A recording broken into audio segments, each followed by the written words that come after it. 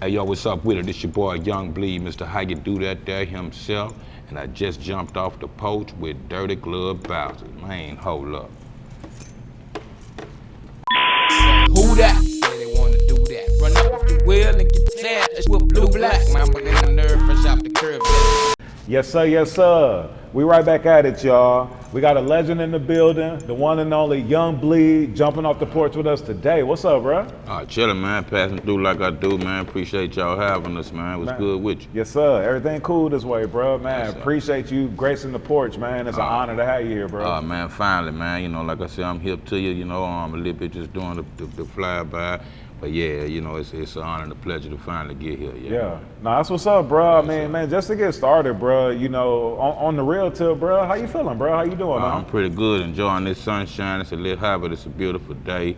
We just come in from Louisiana, man. Phenomenal week this week. Just it's a plethora of things, man. I can't complain. Yeah. No, that's what's up, man. And I've been seeing you starting to make your rounds, you know, getting out here talking, you know, telling your story. And it's interesting because, I mean, I've seen interviews that you've done like over the years, but it's not something that you like, you know what I'm saying, like really, you know, took to. Why would you say like that you didn't like really tap into like the media side of things as much, you know, earlier? You know, being old school, coming from, you know, before it was this type of media. Yeah. And just catching on to the whim. Shouts out to Banging 832 Radio out there in H-Town.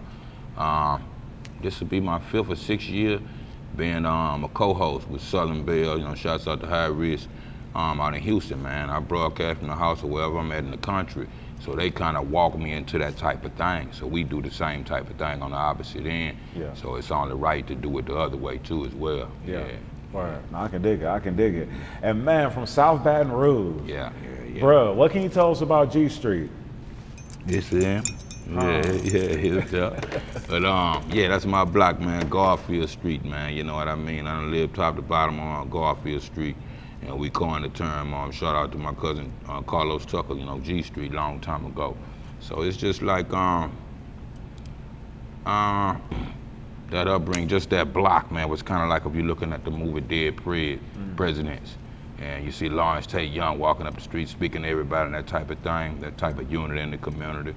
Of course, it came with crime and disaster and all kind of shit, but that street could talk, and as well as a lot of streets in that neighborhood, it's one of them blocks, you know what I mean? Action-packed down, you know, bottom top. And you came up during a time, I mean, you know, it's crazy to say this now, but like, you know, the 80s, 90s, I mean, that was such a critical time just in the country, you know what I'm saying, for black people and for people in general, but you know, like the crack epidemic, you know what I mean, going crazy. And it was just like a lot of changes just in society happened at that time, like I said, especially for black folks. What was the energy like, man, during that time for you coming up? Being the 70s, baby, into the 80s, you know, I had a cousin, rest in peace to Freddie Glasper, used to say, bro, we always talk about being free as black folk. He said, we got free, but when we got free, we got high. So if you look at the evolution of the 60s into the 70s, everybody was kind of smoking weed and all that type of thing. You had heroin and, you know, coke slowly but surely in the powder form. So coming right out that 70s into the Reaganomics in them 80s, you know, right being, you know, in and a part of that whole crack epidemic when that came to the neighborhood.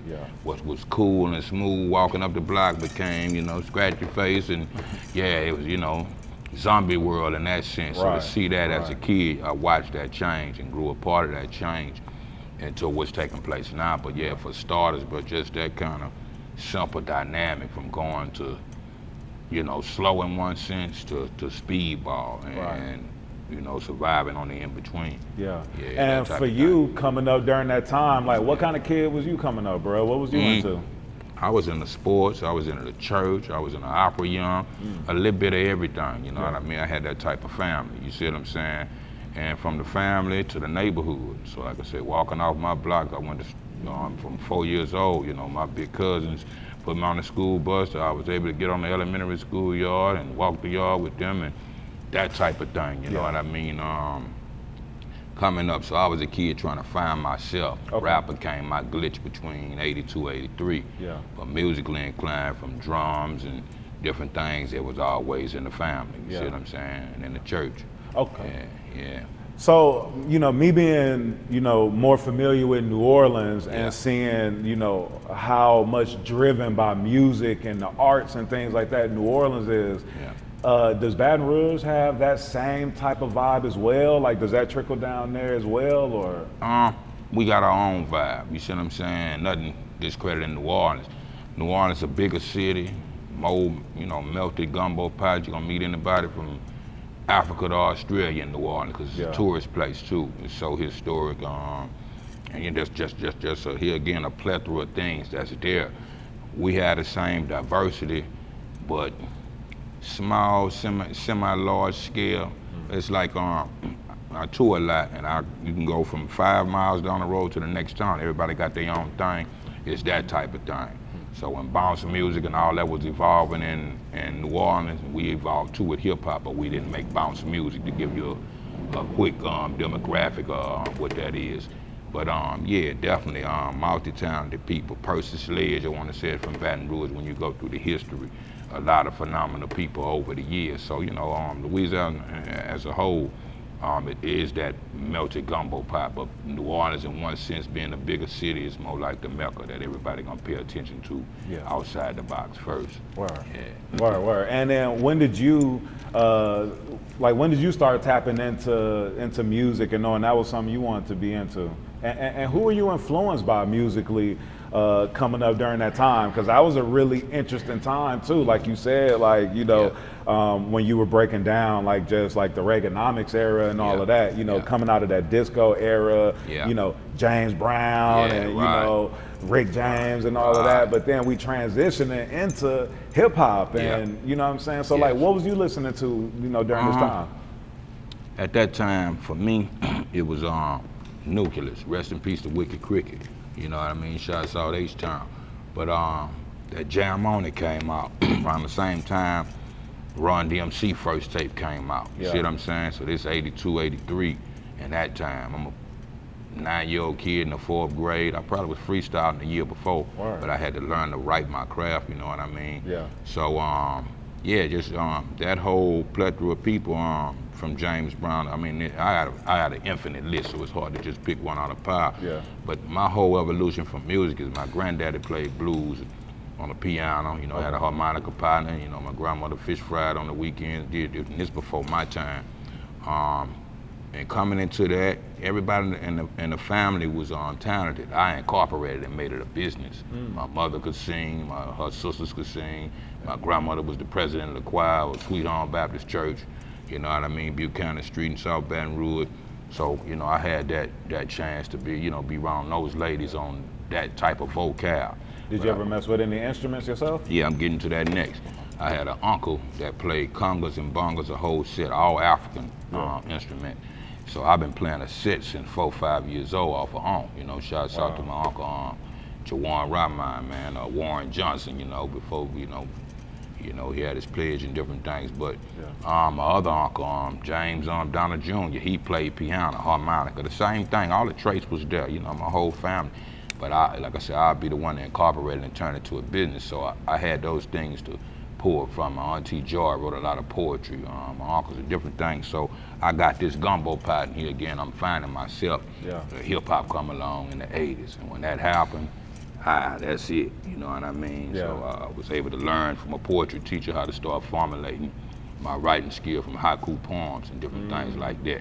So I take what Run DMC was doing, redid like Wake Up off the first self-titled album, and reconstructed it for us, my family and neighborhood and community, and that form of dream.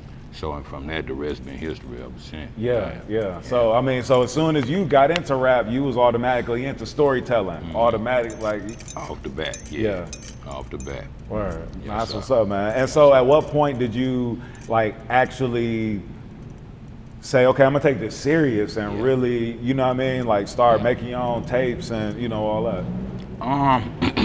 I started writing, let's say 83. By 85, I was recording my first demo tape. Okay.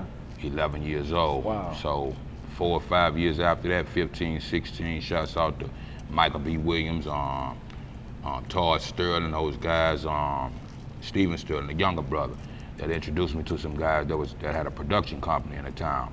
and which was his family, and they was willing to put a little money behind me, press up my first 500 tapes. We started selling them on the corner, the moms and pop stores, corner stores, and wherever, high schools and junior high.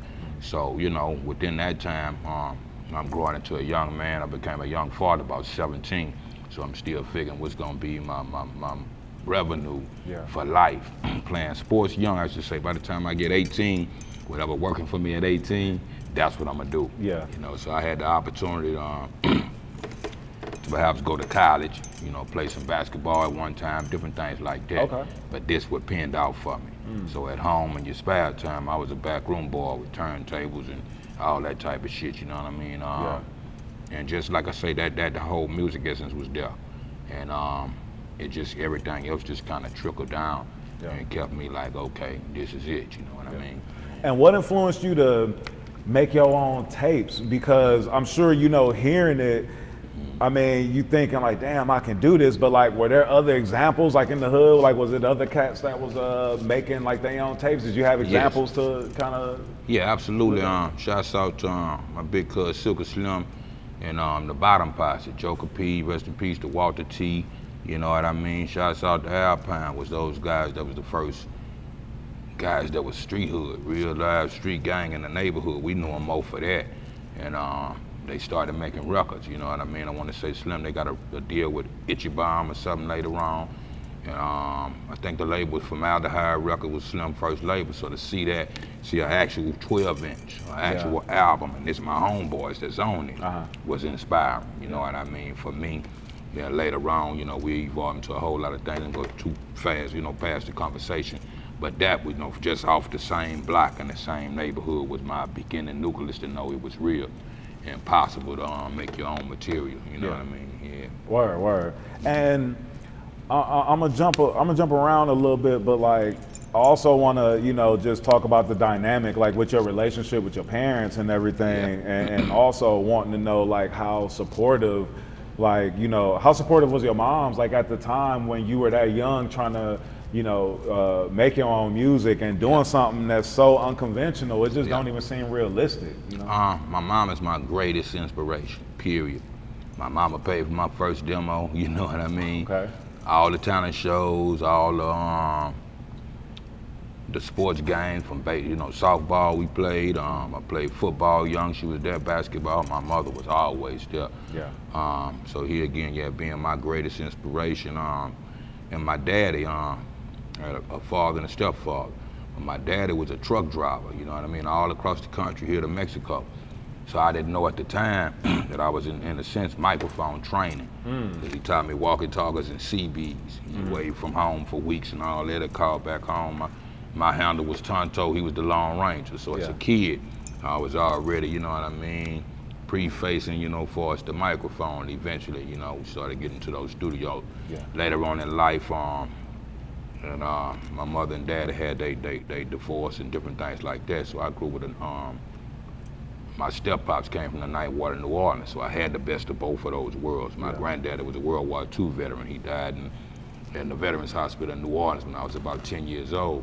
So all those bits and pieces, you see what I'm saying, was the makings of me in that sense. Okay, word. So it sounds like you had a pretty solid foundation. Yeah, absolutely. Yeah, that's what's up. And your mom's also made a huge sacrifice when you were born, where she had to make a decision on if she would live or if you would live. And she decided to allow you to live, but then she was blessed to be able to still live. Absolutely, and you did your homework. Yes, so sir. I appreciate that. But when I say my greatest inspiration is start with my mother for me. And into everything else, something else I was saying to add to that. But basically that, you know what I mean? Word. That's what's up, man. I was asking about the supportive side because, you know, during that time, hip hop was just so new that it wasn't something that was real, you know, to people. I mean, still, even to this day, I mean, when we go and pursue our dreams, most people that have fear and aren't willing to pursue their dreams usually they'll try to talk you out of it or tell you all the reasons why it ain't gonna work. You know? Being in the South and being Louisiana, our slogan and motto is they call it the dream state. You see what I'm saying? Yeah. So it's not being New York when we talk in the 80s before the you know, go to the West Coast. You see what I'm saying? Not being the West Coast. Yeah. The closest we had at the time that gave us a ultimate believability was Rap-A-Lot Records. You know what I mean? Shouts out to Jay Prince and everybody under the umbrella. Oh, yeah. The other way, you know, was Luke Skywalker Records. Yeah. You know what I mean? For us independence, you know what I mean? Long here again before Cash Money, No Limit would evolve. That's what the South had to, you know what I mean, to kind of get in. We wasn't getting the love on the East Coast that we figured we should have got. And California, we all kind of ran like we always say that, like cousins, you know, more closer to the South. And just believing in that, you see what I'm saying? Me being a sports figure, what's the chance in that? We was told young, you know, make a demo tape and mail it to Def Jam or something. And they tell you about 513, you know, you should have never get there. So I never actually mailed the tape, but I got in the essence of doing demo tapes, talent shows and so on and so forth. My brother Lee Time is in the house, man. He one of the founders of C-Loc Records in the concentration camp, and the cornerstones of our organization. So me and him, his brother was my sparring partner in middle school for his battle, and rest in peace to his brother Tyrok. But we went to different schools, but we'll meet up at the same talent shows, different things like that. So like I say, yeah, I had that kind of chemistry of homeboys from hood to hood. Instead of backpacks and trains, we had backpacks and the city buses, house to house, and eventually we realized a few people had home studios, but coming from a nothing, you know what I mean, believing that, and then eventually one day it happened, long way from New York, you know what I mean? Word. And on the local level, what was like your biggest hit before you hit, you know, saying the national scene? Like, what would you say was that song that locally like had you buzz and it had everybody tapped in? Shouts out to Jazzy Faye, man. What's up, Faye? Faye the homie, you know, years ago. But his papa, man, James Alexander and the Barcades, we sampled You Can't Run Away From My Love was my first radio song, about 16, 17. And with rest in peace to Ecstasy, shouts out to Jaleel and Grandmaster D. I had the honor and pleasure of meeting them some years back. But using a friend's drums from Houdini, running that under that Barcade sample was my first local radio-based kind of hit. Word. Yeah. And what was that like, you know, taking it from your partners, recognizing your music and people in the neighborhood to now, like you said, the radio is playing it and is really like getting out there in the city. What was that feeling like, bro? It was crazy. Actually, that day, if I'm not mistaken, my first son might have was born. Like going into 17, I was 17 when he was here. So somewhere right around that time, but in that essence, shouts out, rest in peace to Ernest the Night Prince. And those guys at WXOK that played that record for me as a young kid, not having we had the production company. I don't even think it really had a name. I think it was Mike B. Williams production. You know, something real simple, you know, clear color tape and white, you know what I mean, white label tape, that type of thing. So to take that and go to the radio and they loved that record, so they played it 3-4 times a day. Yeah. So that was phenomenal for me for the first time as a teenager. Word. Yeah. Nah, that's what's up, man. Yeah, man. And your song, How You Do That, yeah, you released that originally as its own standalone song, right? And, yes, they got a buzz first, right? Yes. Okay. Yes. Really, we had, like I said, a history of C-Loc Records first. Me, Lee Time, and Loc had a record called Never Say Die. It was probably the second time I was on the radio, you know, locally. And a plethora of records after that. But when we got to doing that compilation, the self-titled Concentration Camp, that was my solo effort to that to that plate of food. And from that, man, being a local town legend, if I could say it like that, people was kind of open to what might take place with me. And when it did, it skyrocketed. You see what I'm saying? Yeah. So still to this day, I still live off of that record. Word. Crazy. Now, that's what's up, man. And how did you and the other members of the concentration camp come together? You know what I'm saying? C-Loc, Max Minnelli, like. A lot of us, a few of us, like I say, Lead Time, Loc, we grew together. You see what I'm saying? We all from the same neighborhood. Max Minnelli number come from across the river in a place called Irwinville, Louisiana. Him and Jay Vaughn and Happy Perez, being a Houston native, was living there, and they went to high school together. They younger brothers than us, at least about 5-6 years younger. So they evolved later on. me knowing Max, and eventually he introduced me to those guys. I introduced him to my guys, you know what I mean? And we started working together. Shouts out Boo Rossini, rest in peace, Graw Nitty. Shouts out my brother Lucky Knuckles, you know, and we just morphed into a kind of Voltron, Wu-Tang, Southern Wu-Tang type of family, where it wasn't just about the one rapper and so on and so forth. So yeah, that type of thing, yeah. Yeah, no, for sure. And like concentration camp is almost like a cult classic. It's almost like, you know what I mean? It's one of those, what it reminds me of, bruh, is, you know, I'm a huge Devin the Dude fan. Concentration camp gave me the vibe of the Odd Squad. Yeah, you know what I mean? Like just because of the, you know, the vibe is like so laid back, but then it's also, it's laid back storytelling, cool shit, but then you also got the street elements in it. We telling these stories from where we come, like it just gave me that vibe. I was a huge Odd Squad fan, so when I first got up on y'all, that was the vibe that it gave me. Smoking that weed, feeling fine. Come on, man. Yeah, I go back to shouts out to D and the whole Odd Squad.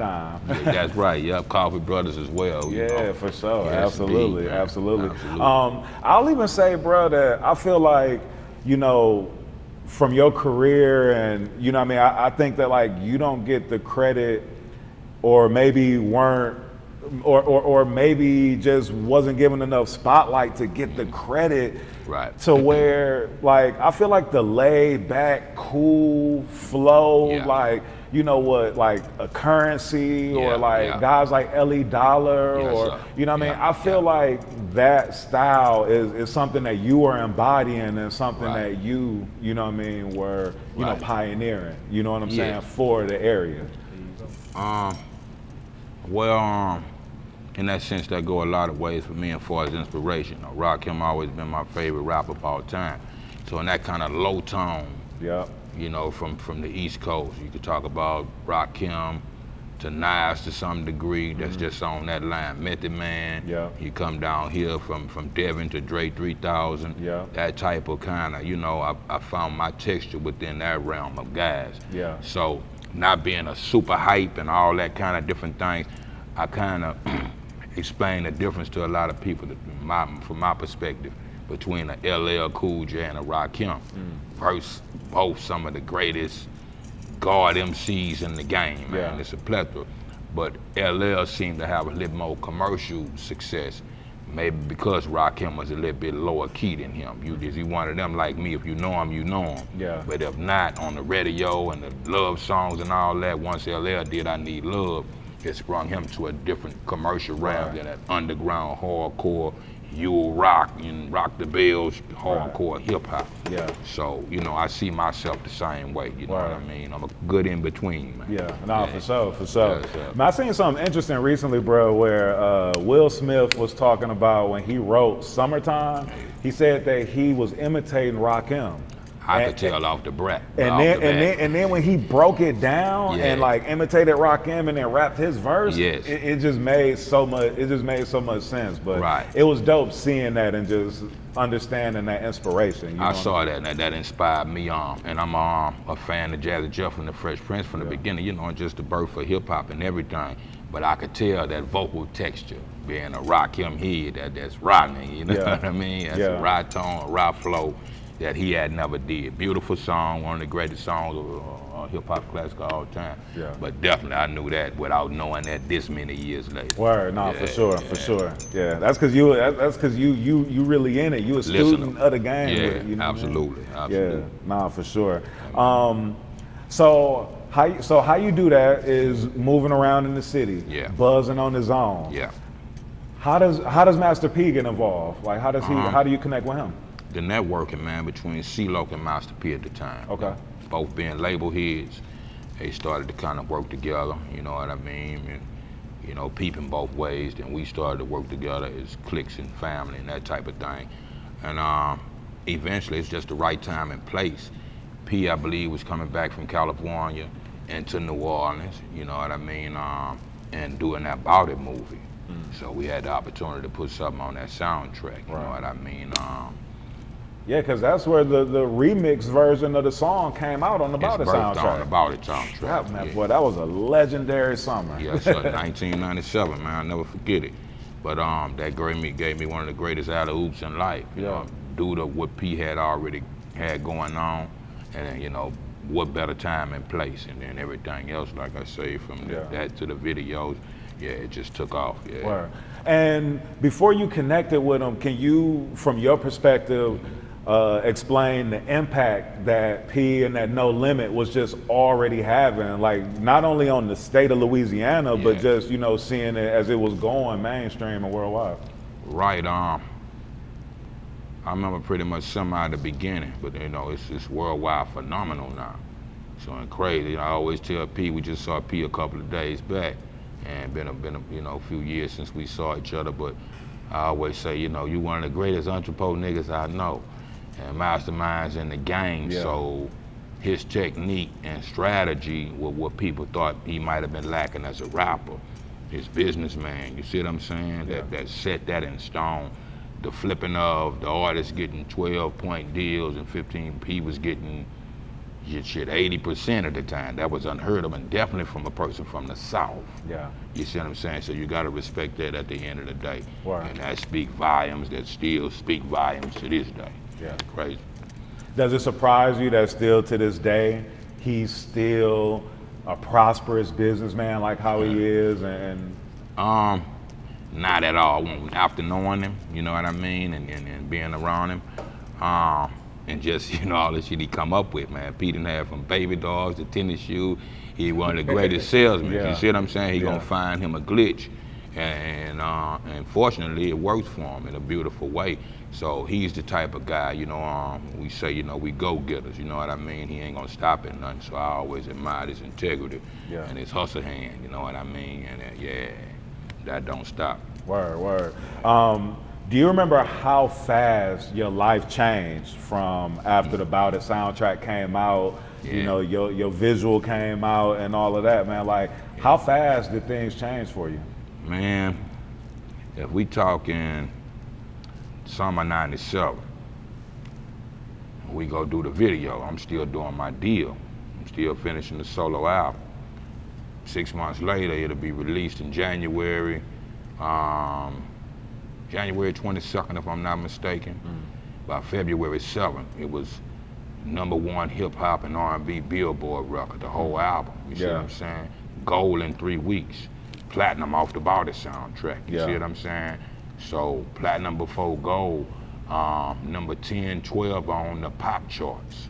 So here I am, I'm a kid, 22 years old. You see what I'm saying? Yeah. I wake up from a hotel in California one day, and I had an idea how I wanted to shoot my video and everything, but once everything started taking place and we started compromising with each other, I wake up one day to what you see on that film, that yacht and everything, and I'm still wiping the coals out my eyes. Yeah.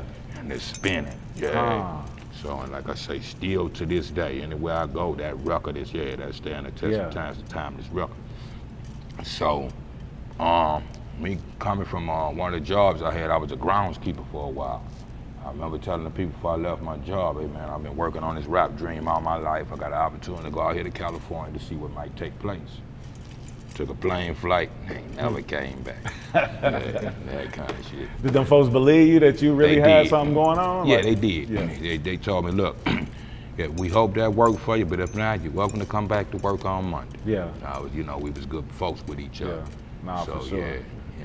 So Man, that song is it's timeless. It's a timeless classic. Yes, indeed. You know what I mean? I mean, speaking of summertime, Yeah. I mean, look, man, I feel like it's a select, you know, few songs. You know what I'm saying? See Murder, Down for My Niggas. You know what I'm saying? Summertime. Like it's just a few songs that's like embedded, I feel like, in the world that like when you hear it, I don't care if you old, I don't care if you black, if you white, if you young, whatever race you are, whatever creed you are. You gonna jam to that song, you know what I'm saying? And then the song, I feel like it has so many quotables in it too, in your verse and CeeLo verse, like it's so many quotables. And even if you don't know the words, you damn near can hum some of the sounds, you know what I'm saying? That's right. What was the process of recording that song, bro? Do you remember like where you were at or the state, like the mental state you were in when you recorded that song, when you recorded that verse? You were so in pocket. Coming out that struggle. See, people catch the fun, the party side of it, and it's a fun party record. but it's a message in the music. Us coming from that Southern struggle in Baton Rouge in particular, Yeah. the question was, if people gonna say, how you do that? How you did this? Right. How y'all came from here to #1 Billboard from Baby Baton Rouge? So my whole thing was describing, when you listen to my original verse, I'm going verse for verse, explaining my upcoming, going to school and whoop whoop, this, that, and the other. Yeah. But at the end, yeah, you know, you coming out in the end. So it was that type of thing. We recorded, you know, so many versions of that record, bro. So many times I had to record it. Man, every radio station, all that, and I got to do it. WBLX, how you do it? Yeah. So it's so many. I'm trying to go back to, I want to say we started recording it initially at the camp, might have finished the overall recording or something at Chris Clay's studio. Shouts out Chris Clay back in Baton Rouge from Q106 back in the days. Radio, old school radio here. That, you know, had a studio. We recorded that, and I remember saying, okay, I want to bring that whole essence from where I'm coming from and give you an audio visual before the video. So it started with that dice game, the original thing. My guys was shouts out to Uncle Paul and Savage Sosa. Paul was the manager for me in the camp and in CeeLo Records for years, but they shooting dice in the booth, really just trying to capture that sound effect, but they started a real game. So what you hear, it really took place. Oh, so you see what I'm saying? Yeah. So the right sound effects and different things like that, just to capture that essence, give you a glimpse of where we was coming from in Baton Rouge, is that whole thing. Damn, that's ill. To hear that, I mean, to know that like went into it as well is, Yeah. you know what I'm saying, so much doper, because it's something that you don't know, but you hear it and you appreciate it. You Yes, know what I mean? sir. You appreciate it. Like I said, every sound, you know what I mean? Yeah, man. Yeah. Yeah, you can see it. You got to paint a picture. You know, people got to have a visual, so that's what that did. Yeah, Yeah. nah, for sure. Yeah. So man, you young, you in your early 20s, you got the #1 hip hop album on the Billboard charts, number 1 single on the charts, and then what, the number 10 album. The whole album. Yeah. Yeah. Oh, number 10 album on the. On both charts, Yeah. the album, but coming off the Bowdy soundtrack, you Right. might could say single. Right, Like I right, said, right, yeah, right. 98, I dropped Balls in My Word. Yeah. So it wasn't a single. This is the #1 hip hop and R&B album. Yeah. You know, at the beginning of that year. Yeah. Yeah. And what kind of high are you on at this time? I mean, seeing like all these #1s, all these accolades. I know shows is coming in, Yeah. features coming in, Yeah. all of that, man. Like, do you jump like right into it and kind of turn into, you know, like what's happening, or are you able to stay grounded and see everything for what it is and still maneuver? A little bit of both. I kept 1 foot on the ground. Casey used to say this back in the days. That's the voice of Shaggy on Scooby-Doo. He used to have this top 10. I forget what the name of this kind of like American Bandstand. Yeah, I thing remember, was. bro. Casey Yeah. He used to say, keep your feet on the ground, keep reaching for the stars. And that stuck with me since a kid. So I keep myself grounded like that, and I reach as far. P say no limit. Yeah. You know, Biggie say the sky's the limit. You know what I mean? So in that range between the earth, heavens, and God, I always aim to please God, whatever I do. And everybody else kind of follow. If he cool with it, then everybody else gonna roll with it. Yeah. You see what I'm saying? So that type of aim for #1 or over #1 to land on #1, or wherever you land, it is what it is. You see Yeah. what I'm saying? Yeah, I think who was that? Einstein or somebody said when you get rid of the non-possibility, then what's left is what the truth is. So, you know, that type of thing, was just, mind-blowing. Like I say, I'm that young, and just, you know, it's a gang of things, you know. We'll take all day just, you know, going through bits and pieces. California for the first time in '97, and that faster pace than what Louisiana is, you see what I'm saying? That type of thing. So for a while I wouldn't smoke, drink, I didn't get that comfortable. I was trying to stay focused and stay grounded in that sense. So being offered everything in the world, some things I was like, nah, hold up for a minute, let me get a glimpse of this and readjust out here. But eventually, and still to this day, man, I lived in 41 states at least a weekend, and people just been open to me, families, black, white alike, and Latinos and in between, and you name them, you know, the Chinese, anybody. So music being that universal language, you know what I mean, kind of gave me that embrace of the human family. So Yeah. everywhere that people that's in the hearts and minds of people is a welcoming man. Yeah. Yeah. And how'd you have that type of discipline at that young of an age, bro? Because that's unheard of. I'm raised by soldiers. My granddaddy was in World War II. I'm born on June 6th, D-Day. You see what I'm saying? Yeah. So I studied Hitler and all that up to Yeah. understand what they was going through. Yeah. In order to know where you're going, if you don't know where you come from, you don't know where you're at, you don't know where you're going. I understand that. So I'm bro. raised Yeah. by soldiers. My pops was military, my uncle was military, so Yeah. I'm most street military. I took what was combined from them, Right. and I always ran in the pack. You know Yeah. what I mean? 4 years old, without the blood and crib, my cousin them ran the elementary school gang. Silky Slim them ran the neighborhood gang. Yeah. So in that discipline of men, it's a certain order to come on the block, to walk down the street. Yeah. You know what I mean? Love and respect, and show the same love and respect. The old folks in my community and all my family, Yeah. more love than anything. You see what I'm saying? So I learned that, each one teach one. What you dish out, you get back. That type of thing. Absolutely, So yeah. I live off of those marks. You ain't never too old to be able to receive some game from the younger folks, Right, and right. Vice versa. Vice like you versa. said, each Yes, one teach sir. one. I come from the same type of cloth. Like my shit, Sal, my Hey. granddaddy, he was in the army, and Yes, sir. he was straight up and down. You know what I mean? No Like, special effects, man. Yeah, like gonna let you know what it is, Yes, but indeed. you know what I mean. But just ain't play no games. Ain't you know play what I no mean? games, man. Yeah. Sturdy act. Yeah. So now you got the hottest song in the country. Like what's happening during this time? Like or even was there like a celebrity or somebody that where it was like the most surprising that like they came to you and like knew your song, or was, you know what I'm saying? Scarface being one of those guys.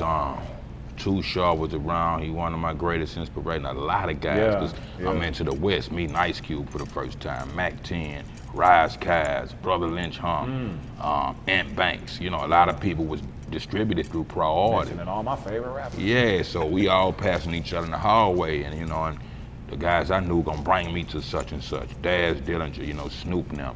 So to be on that level and to be respected and loved by those guys, Yeah. it was mind altering for me. Yeah. Yeah. Now the most surprising thing about about all of this is that you're affiliated with P and with No Limit, but Yeah. this album is actually on Priority. It's not an official No Limit album. Nah, And why was that the case? because I never officially signed to No Limit. P, if I could say it like this, brokered my deal with Priority. He got me the deal over there. So it's the same family artists, Yeah. different sections and cliques of people. Right. We had our clique, the Concentration Camp, C-Loc Records. He helped Loc get a distribution deal and different things like that. So it was just, I never officially signed with P. And that's just how, Gotcha. by the time I get to the second album, you see it just say Priority. I had a 7-year deal with Priority Records. So into that, here I am. We was joking with Pete the other day. I said, by the time I met you, man, you was 100 yards in the game. So trying to keep up with that, Right. hey, I get that when I get there, but I'm gonna take my baby steps and, climb the corporate ladder. Right. So, that type of thing. Word. I wonder, was it like kind of out of a respect thing for CeeLo since you were connected with him, Yeah. and he didn't want to make it seem like he was almost Bogart, bro, like out of a Absolutely deal to okay, I got you. So it's like out of respect. Yeah. I'm a bring y'all to the same family I'm signed into, and we're Yeah. gonna make it look like this. Yes. But Yeah. technically, I got you. Yeah, I got exactly you. that, I my got you. brother. Okay. Yeah, exactly that. Word. Yeah, because from the outside looking in, I mean, when back then, me as a fan, listening to the music and all that, Yeah. I didn't know. You know Yeah, what I mean? yeah, I only yeah. knew because I'm Googling and looking stuff up now, Right. and I'm seeing it. I'm like, Priority? Yeah. Like, wait a minute. You know? So, The world didn't. People have forgot who Priority Records was Right. in that sense. By the time No Limit evolved, you forget Ruthless and NWA and forget that Priority. Yeah. You know what I mean? Yeah. Yeah, that type of thing. But I remember, see, Yeah. that was, in that time, man, when your album came out, I was playing football. That was like, man, that was one of the albums that was like a soundtrack to what we was doing. I feel like that album, Yeah. the Bone, Art of War album. Art of War and like, before that, yeah. you know what I mean? the Like, Brothers it was like a album. couple of them albums Yeah. that just, I remember that like placed me like in a time right around then. Yeah. But then I remember with all the No Limit albums, as soon as it come out, you go to it, you look on the back. All right, what song Mystical on? Yeah. All right, he don't bring the noise. Right. All right, I'm bumping Bring the Noise. You know what I'm saying? Right, 100 times in a row. You know Yes, what I mean? sir. But, Yes, sir. Shouts out to Pimp C, produced that Brain and Noise. The only Pimp C and Young Bleed recording we got in life, and that was my guide to his passing. But yeah, things like that, yeah. Word. And can you speak more to that? Pimp C produced that song. I don't even think, I mean, that might have been in the credits, but that's not something that's like really out there That's either. known, yeah. Yeah. Coming from before they looked at the production of Happy Perez, Lee Time, on the camp with No Limit having that big a light at the time, everything fell under the Beats by the Pound artists. Anybody just didn't read the credits, thought that, but really, that record was really KLC made. producing pretty much. Right. You know, all the guys, but that record was made for either me and Pimp talked about this before he passed. He made that for a Mystical or a 504 Boys record. And the night we was wrapping up that record, P wanted to substitute 3 or so songs of my original layout. I agreed with that, and he let me go through and pick whatever I wanted. Yeah. And that was a beat I picked, you know what I mean? Along with Time So Hard and More Money, you see what I'm saying? To add, really, you know, that was the only, really More Money and Time So Hard. It's the only Beats by the Pound production on that album. Oh, wow. The rest is produced by the majority Happy Perez, and Lee Time did a beat or two on that record. Okay. Original CeeLo record producer. So we turned in a record that really didn't have that affiliation, and not out of spite that RCP and him and Loke had business. I'm in the background, we working on my project. So growing into that access of those guys that I'm best friends with and family to this day.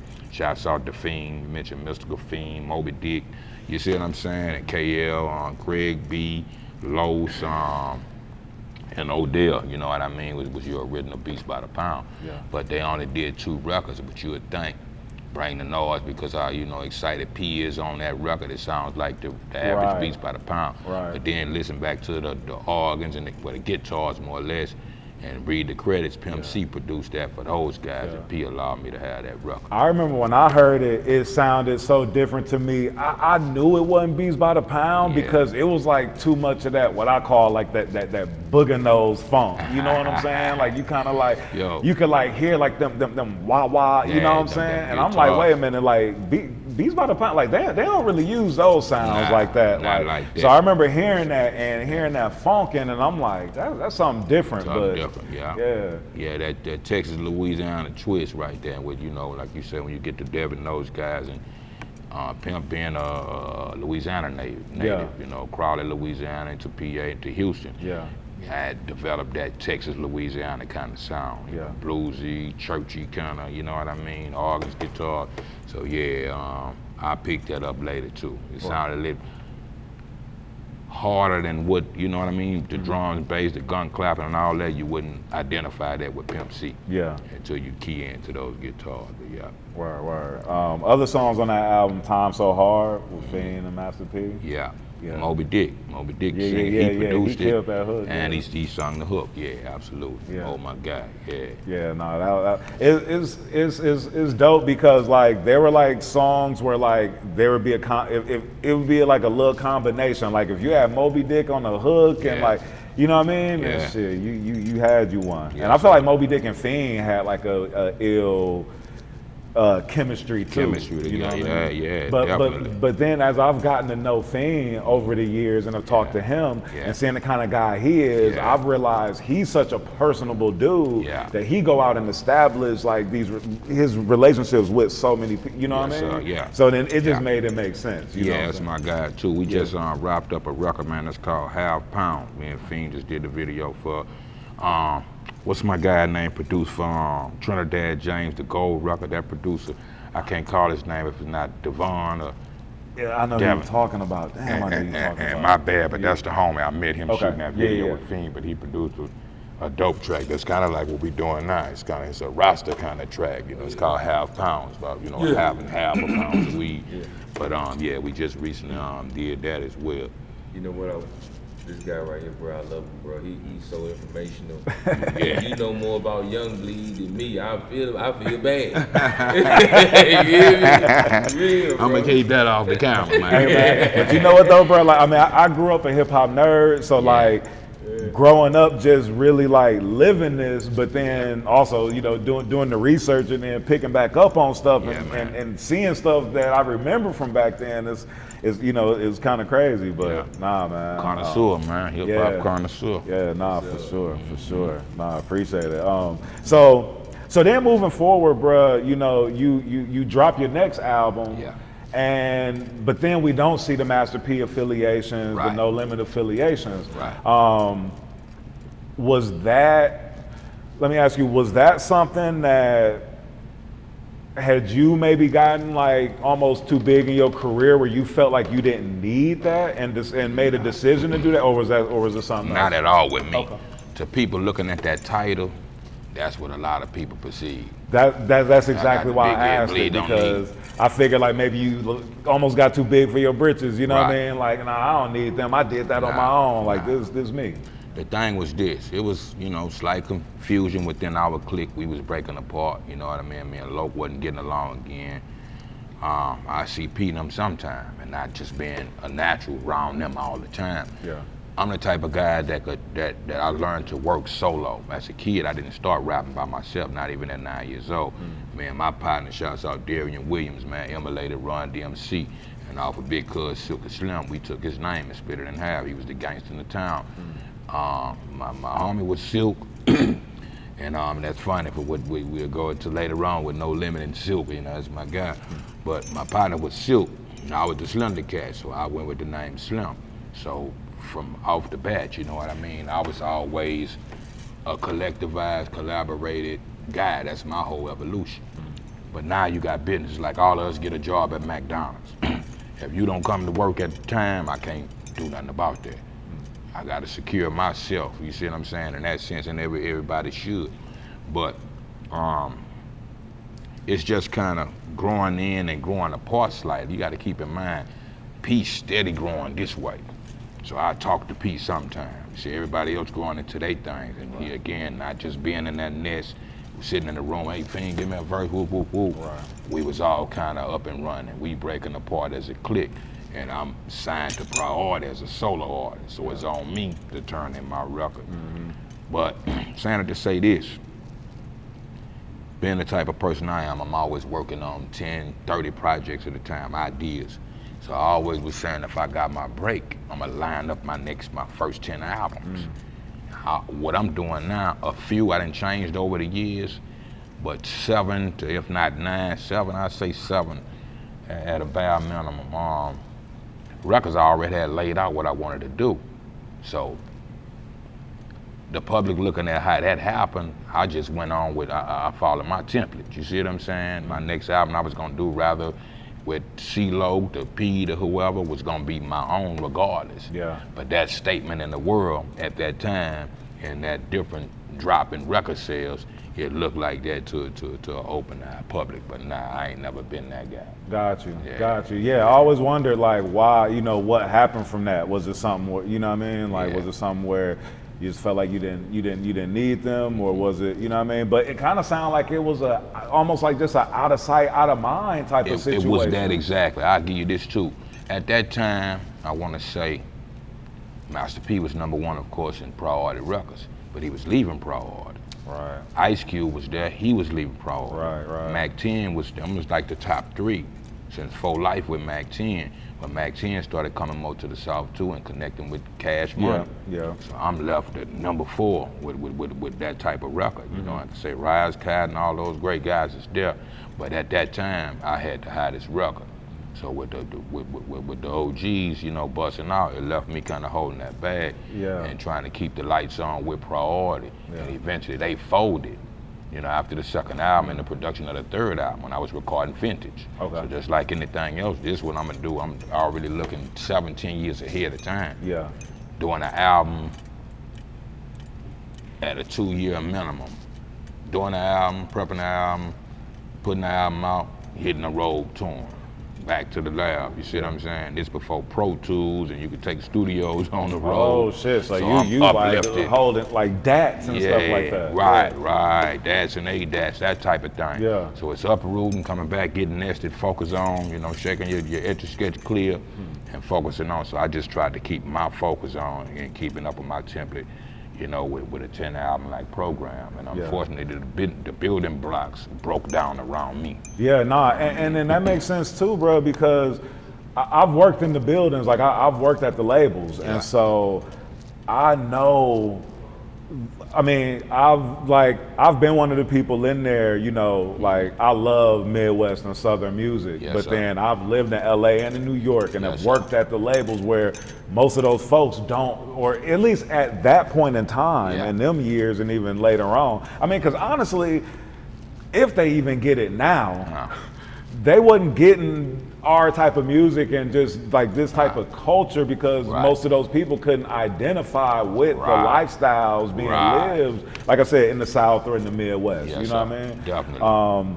So then you at a point where, like you said, P and them getting ready to leave. So then like your people that could rally the people up in the building, they gone. They gone. So now it's like to try to make a phone call to get somebody to take you serious. Hey, can we set up a meeting to talk about X, Y, and Z? Let me get back to you next Thursday. Let me, you know what I mean? And they just kind of put you over to the side. So then, you just on the shelf almost, or just not a priority for real. Right. You said it best. It's like coming in while everybody's going out the door. Yeah. You see what I'm saying? Trying to say, okay, well, I could do this now, but nobody in the building, what can you do? Right. So that type of thing, yeah. Word. What's one of the biggest life lessons that you say that you've learned, through your life and through some of the trials and tribulations that you've gone through? The greatest life lesson for me, my granddaddy left me with this before he passed away. He went blind somewhere halfway, looked like I knew him 100 years. But if I'm born in 74, he died in like 84, 85, 10 years old.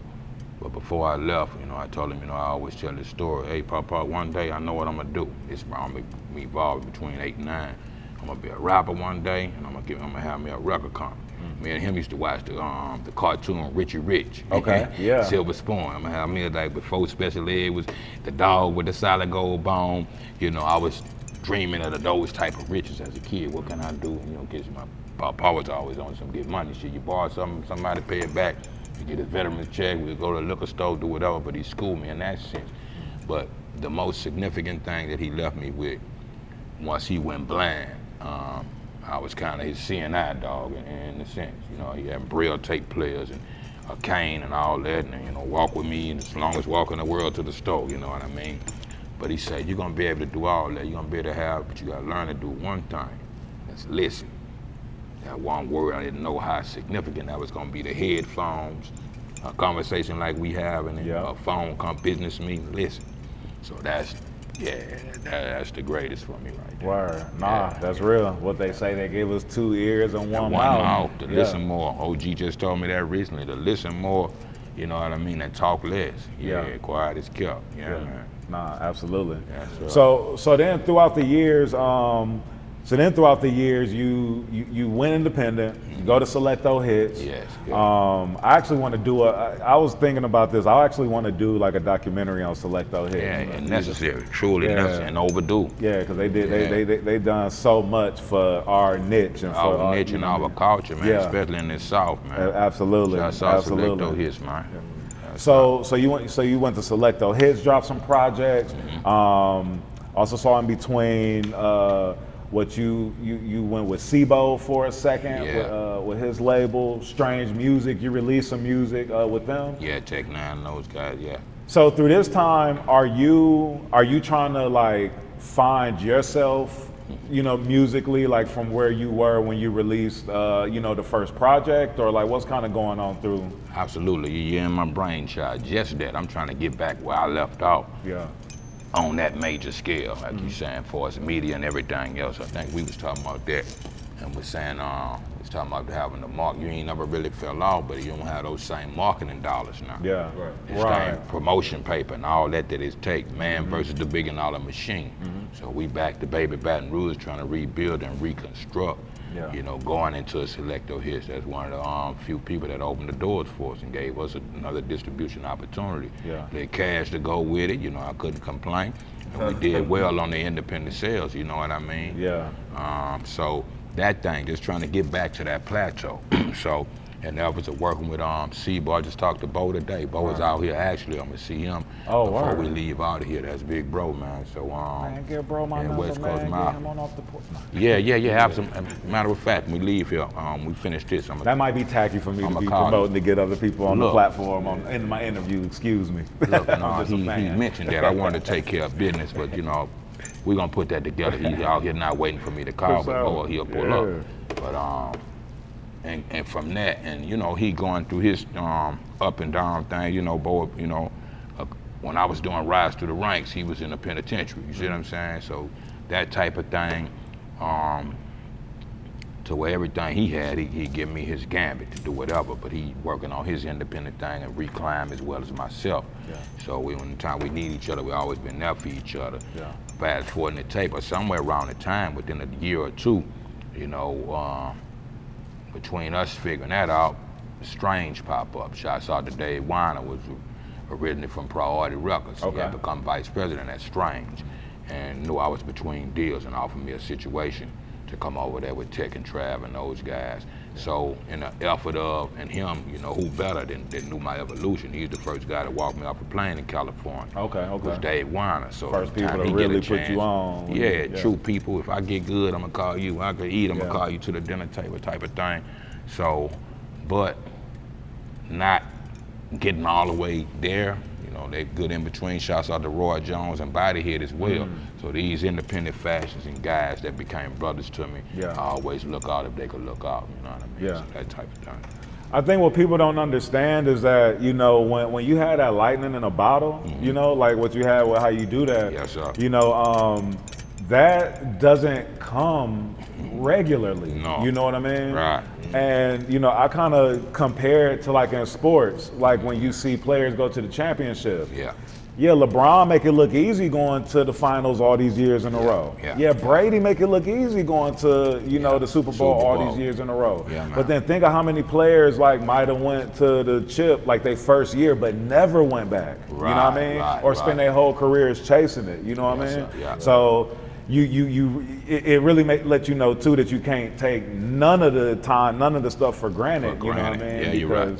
You know, you could be spending the rest of your life almost trying to chase a moment that you had at one point in time. How are you able to keep from being discouraged, or like how are you able to keep pushing and doing these things through this time? You know, as you are trying to, you know, get back to where you once were, and you know what I mean, just going through those trials and tribulations, those peaks and valleys. Peaks, valleys, and peaks, man. God first, you know what I mean, and everything. Then that family support, you know what I mean, the city and neighborhood support, and the people that keep encouraging you and uplifting you. Trust me, I done had my days and still, you know, and you know, for better or worse.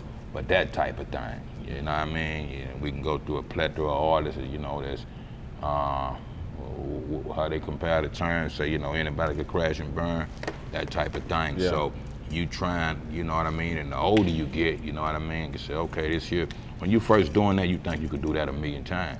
And you might have those records. But life changed, the people changed, the generations changed. You see what I'm saying? The kids now, they don't know nothing about that, so they ain't in a rush to buy a Young Bleed record. They buying who they Young Bleed is at the time. So that type of thing, it take a tight-knit circle, you see what I'm saying, to keep everybody in that circumference and keep you kind of focused. You know, Savage is a guy that does that for me. Well, it's little Dave back here. I call Oklahoma Dave. But elite time, man, big brothers and different things like that. You know what I mean? They catch you when you fall off or fall backwards, and you need that to remind yourself of who you are, where you come from, just to reset at time. So that type of support system. I can dig it. And I mean, just like what we were talking about earlier, just, you know, how you stay grounded and things like that. I mean, all of those things are so important to where, you know, somebody told me, you know, when things are going good, Yeah. you shouldn't get too happy and don't get too high. Right, And when right, things are going bad, don't treat it like it's the worst thing in the world. Nah, You know what I mean? right. Because things can always be better Yeah. and things can always be worse. Yeah, you're right, my brother. Yeah, no, that's real. So, so now you've been releasing some music. Yeah. Got the new label, Trapdoor Entertainment. Yes, sir. Can you talk to us about the current label and what you've been doing most recently? Okay, really that label is actually my third label. We had Criminal Records that we never got off the ground years in the late 90s. Then we did a label, me and Uncle Paulie, Carleon fam, for a while, for a few albums, through the Selecto Hits device. Was called Detention Home Entertainment. Somewhere around 2009, 2010, I got that deal with Techno, and it was really a co-op deal, the same kind of situation. I didn't sign directly with them. I signed to a subsidiary label called Strange Lane. Gotcha. That no longer exists to this day, but they was building that for artists of my genre, you know what I mean, that had legendary status that needed to kind of be rebuilt. And that label that side of them kind of fell apart. So it was up for me to sign the Strange a year after that, and that never took place, different story. But I started Trapdoor Entertainment to co-op that deal. Okay. You know what I mean, and just start another label for starters. But so over 10 years in the make, yeah, down in 15 years now, almost 14. But just to always keep a home foundation, you know what I mean, for myself. And like I said, we end up doing that co-op situation to rebirth me in that sense of the word. So what I did, kept the label, like I said, it still exists now, and just start rebuilding in that sense. Other artists around the country, you know what I mean? We probably about 20 or so artists that's, you know, we done put out a few records here and there between all the social media platforms and so on and so forth. Who's the distributor with that? A few different distributors I go through to put those records out. But just keeping a home foundation, you know what I mean, for us Trapdoor Entertainment. But I'm getting ready to release a compilation called Welcome to the Trap. That's gonna introduce and reintroduce some of those artists before the year is out, you know what I mean, and so on and so forth. So just build it, you know, basically. Okay, word. Yeah. And then you got a new single you about to release too, right? Yeah, man, Baby Savage actually called Yeah Man. You know what I mean, in those terms, yeah man. And probably with about a couple of months or so, no, less than that, you trying to get it out less than I'm that. trying to get it out ASAP. It's gonna be actually released under my label, Godly Brand. Yeah, Okay. G-O-G. G-O-G. Okay, word. Nah, that's what's up. That's what's up. Yeah. What keeps you inspired to keep being creative and keep wanting to put out music?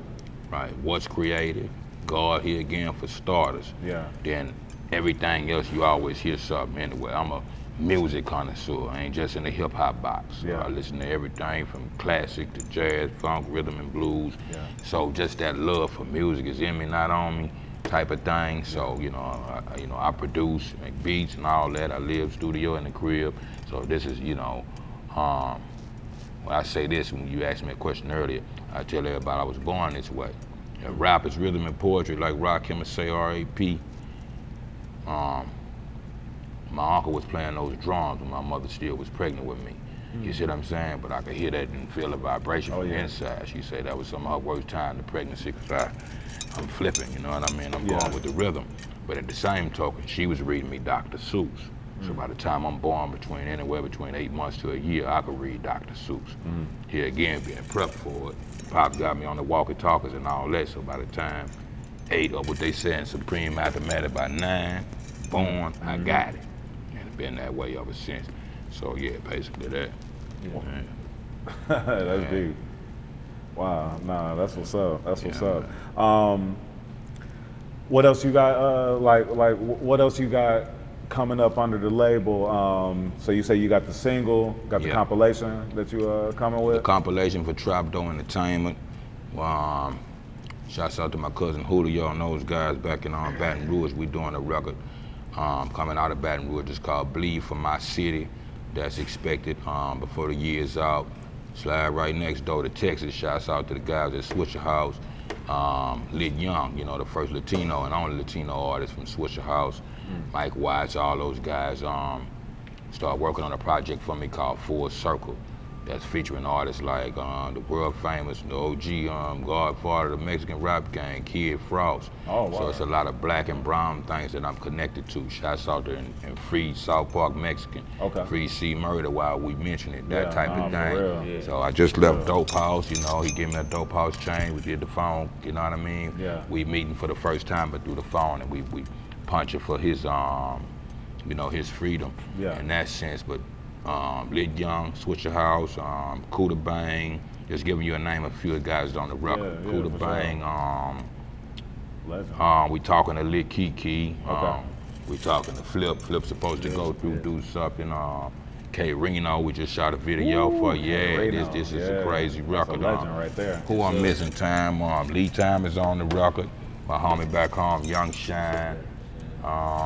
There's somebody else I'm missing. Ronnie Spencer is on the record. Thyra from Swisher House out of Funky Town, Fort Worth.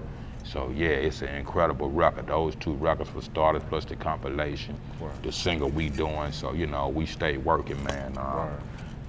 You know, and my cousin Tiny T from the Sex Fiends out in Houston. You know, had some classics back in the Gap. So yeah, it's a beautiful.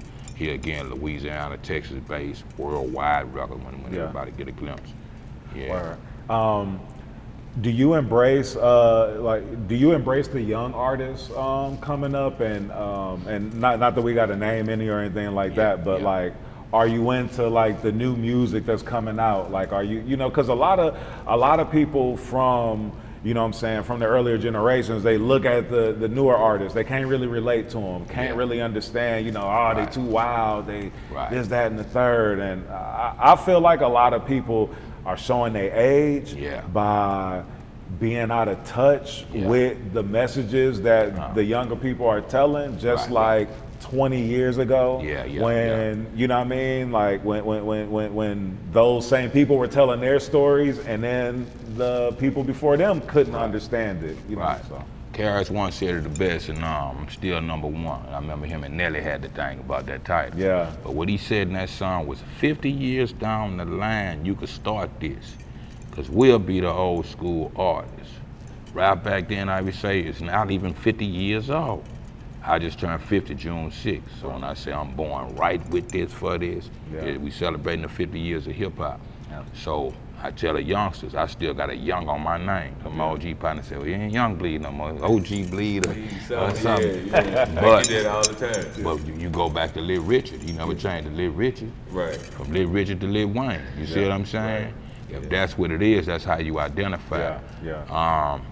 So I try to still be that bridge between that young and old generation. You know what I mean? Young Bleed, Carter Young, young that bleed, you know what I mean, for how I put that, young that bleed for this generation, you know, in a Carter Young family kind of way to make it here again full circle. So I you know, I'm on the level of completing what started. You know what I mean? Serving the God of completeness, and I try to be a vessel and incorporate that both ways.